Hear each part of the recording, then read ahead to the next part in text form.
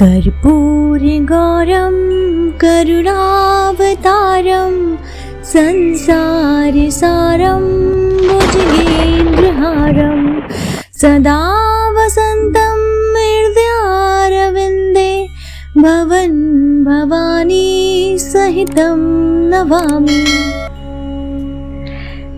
नमस्कार दोस्तों, स्वागत है आप सभी का एक बार फिर से आपके अपने पसंदीदा YouTube चैनल आध्यात्मिक कहानियों में। दोस्तों, अभी तक आपने सुना किस तरीके से ब्रह्मा और विष्णु शिव जी के विवाह की तैयारी करते हैं और धूमधाम से बारातियों के साथ हिमालय के द्वार में पहुंचते हैं। शिव जी का दूल्हा रूप देखकर सब इतने मंद हो जाते हैं कि उनकी खुशी का ठिकाना नहीं रहता। विवाह संपन्न होता है। आगे की कहानी दोस्तों शुरू करते हैं, जिसका शीर्षक है भगवती तुलसी की कथा। जी हाँ, ये भी शिव पुराण का ही हिस्सा है। चलिए कहानी सुनते हैं। एक बार देवराज इंद्र देवगुरु बृहस्पति के साथ भगवान शिव का दर्शन करने कैलाश गए। महादेव ने दोनों की परीक्षा लेनी चाहिए, इसलिए रूप बदलकर अब वो दूत बन गए। उनके शरीर पर कोई वस्त्र न था। उनका शरीर जलती हुई अग्नि के समान धधक रहा था और अत्यंत भयंकर नजर आते थे। अवधूत दोनों के रास्ते में खड़े हो गए। इंद्र ने एक विचित्र पुरुष को रास्ते में खड़े देखा तो वो चौंक गए। इंद्र को देवराज होने का गर्व घेरने लगा। उन्होंने उस भयंकर पुरुष से पूछा, तुम कौन हो? भगवान शिव अभी कैलाश पर विराज रहे हैं या कहीं भ्रमण कर रहे हैं? मैं उनके दर्शन के लिए आया हूँ। इंद्र ने कई प्रश्न किए, लेकिन वह पुरुष योगियों के समान मौन ही रहे। इंद्र को लगा कि एक साधारण प्राणी उनका अपमान कर रहा है। उनके मन में देवराज होने का अहंकार उपजा, जो क्रोध में बदल गया। इंद्र ने कहा, मेरे बराबर अनुरोध पर भी तू कुछ नहीं बोलकर मेरा अपमान कर रहा है। मैं तुझे अभी दंड देता हूँ। ऐसा कहकर इंद्र ने वज्र उठा लिया। भगवान शिव ने वज्र को उसी समय स्तंभित यानी कि जड़ कर दिया। इंद्र की बाह अकड़ गई। भगवान अवधूत क्रोध से लाल हो गए। बृहस्पति उनके चेहरे पर आई क्रोध की ज्वाला को देखकर समझ गए कि ऐसा प्रचंड स्वरूप महादेव के अंतरिक्ष किसी का नहीं हो सकता। बृहस्पति शिव स्तुति गाने लगे। उन्होंने इंद्र को भी महादेव के चरणों में लेटा दिया और बोले, प्रभु, इंद्र आपके चरणों में पड़े हैं, आपके शरणागत हैं। आपके ललाट से प्रकट अग्नि उन्हें जलाने को बढ़ रही है। हम शरणागतों की रक्षा करें। बृहस्पति ने विनती की कि प्रभु, भक्तों पर आपकी सदा कृपा बरसती है। आप भक्त वत्सल और सर्व समाधान हैं। आप इस तेज को कहीं और स्थान दें ताकि इंद्र के प्राण की रक्षा हो सके। भगवान रुद्र ने कहा, बृहस्पति, मैं तुम पर बहुत प्रसन्न हूँ। इंद्र को जीवन दान देने के कारण तुम्हारा एक नाम जीव भी होगा।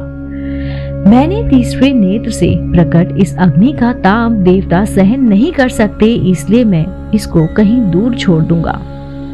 महादेव ने उस तेज को हाथ में धारण कर समुद्र में फेंक दिया। वहां फेंके जाते ही भगवान शिव का वह तेज तत्काल एक बालक के रूप में परिवर्तित हो गया। सिद्धू से उद्भव होने के कारण उसका नाम सिद्धूपुत्र जलंधर प्रसिद्ध हुआ। जलंधर, जिसका नाम शंखचूर्ण भी हुआ, शिवजी के तेज से उत्पन्न हुआ था। इस कारण परम शक्तियों से संपन्न था। वह देवों से भी ज्यादा शक्तिमान था। वह उस तेज से पैदा हुआ था जो इंद्र को समाप्त करने वाला था। इसलिए असुरों ने उसे अपना राजा बनाया। अवधूत रूप में ये लीला करने के बाद महादेव अर्धध्यान हो गए। इंद्र के गर्भ का भजन भी हुआ, भगवान के दर्शन भी हो गए। तुलसी से जुड़ी एक कथा बहुत ही ज्यादा प्रचलित है। श्रीमद् देवी भागवत पुराण में इसके अवतरण की दिव्य लीला कथा भी बताई गई है। एक बार शिव ने अपने तेज को समुद्र में फेंक दिया। उससे एक महातेजस्वी बालक ने जन्म लिया। ये बालक आगे चलकर जलंधर के नाम से पराक्रमी दैत्य राजा बना। इनकी राजधानी का नाम जलंधर नगरी था। दैत्यराज कालनेमी की कन्या वृंदा का विवाह जलंधर से हुआ।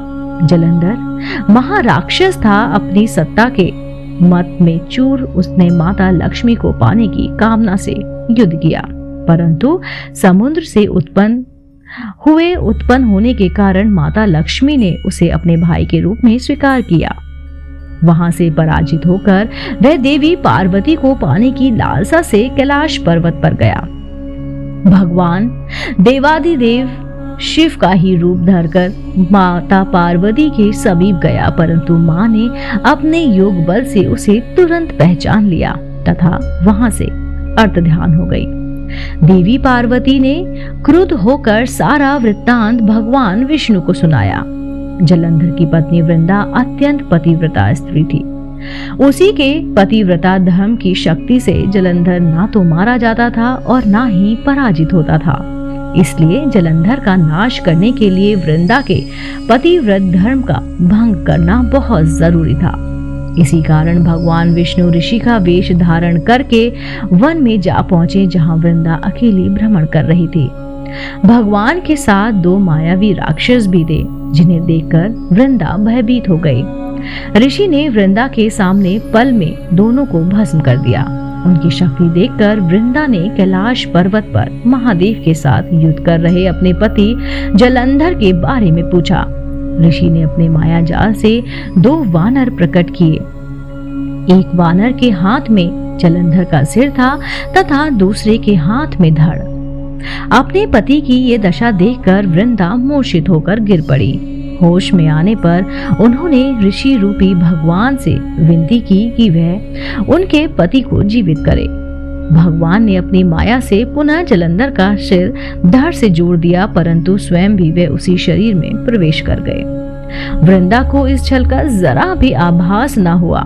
जलंधर बने भगवान के साथ वृंदा पतिव्रता का व्यवहार करने लगी, जिससे उसका सतीत्व भंग हो गया।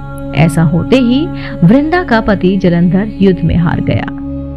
इस सारी की सारी लीला का जब वंता को पता चला तो उसने क्रुद्ध होकर भगवान विष्णु को शिला होने का श्राप दे दिया तथा स्वयं सती हो गई।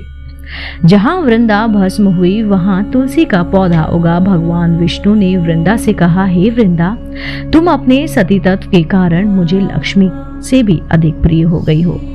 अब तुम तुलसी के रूप में सदा मेरे साथ रहोगी। जो मनुष्य मेरे शालिग्राम रूप के साथ तुलसी का विवाह करेगा, उसे इस लोक और परलोक में विपुल यश प्राप्त होगा। जिस घर में तुलसी होती है वहां यम के दूत भी असमय नहीं जा सकते। गंगा व नर्मदा के जल में स्नान तथा तुलसी का पूजन बारंबार माना जाता है।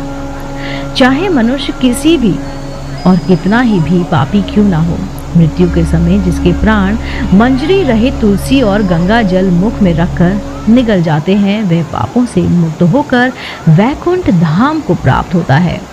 जो मनुष्य तुलसी व आंवलों की छाया में अपने पितरों का श्राद्ध करता है, उसके पितर मोक्ष को प्राप्त हो जाते हैं। उसी दैत्य जलंधर की यह भूमि जलंधर नाम से विख्यात है। सती वृंदा का मंदिर मोहल्ला कोट किशनचंद में स्थित है। कहते हैं इस स्थान पर एक प्राचीन गुफा थी जो सीधी हरिद्वार तक जाती है। दोस्तों, उम्मीद करती हूँ आपको मेरे द्वारा सुनाई गई कहानी भगवती तुलसी की कथा पसंद आई होगी। दोस्तों, अगर आप ऐसे ही धार्मिक पौराणिक कहानी कथाएं सुनना पसंद करते हैं तो आप मेरे चैनल आध्यात्मिक कहानियों को तुरंत से सब्सक्राइब कर लीजिए, क्योंकि ऐसी ही धार्मिक पौराणिक कहानी कथाएं हम अपने चैनल द्वारा आप तक साझा करते हैं। आप देख रहे थे आपका अपना पसंदीदा YouTube चैनल आध्यात्मिक कहानियां।